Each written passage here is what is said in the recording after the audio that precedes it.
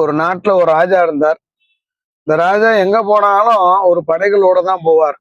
எல்லா ஜனங்களையும் நிக்க வச்சு வெயில்ல காக்க வச்சு இப்படியே பண்ணிட்டே இருந்தார்.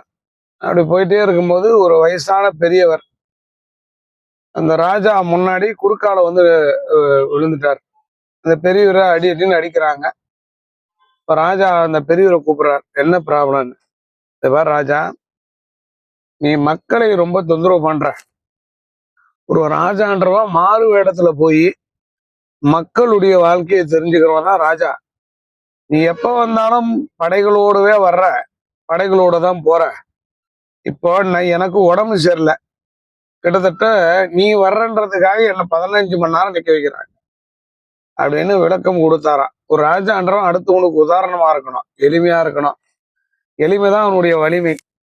அதனால நீ 1000 பேர் உன்னை சுத்தி இருந்தாலும் உனக்கு பாத்ரூம் வந்தா நீ தான் போய் ஆகணும் அப்படின்னு விளக்கம் கொடுத்தாராம். வாழும்போது எளிமையா வாழ்ந்த நிறைய மன்னர்கள் கதைகள்லாம் உண்டு.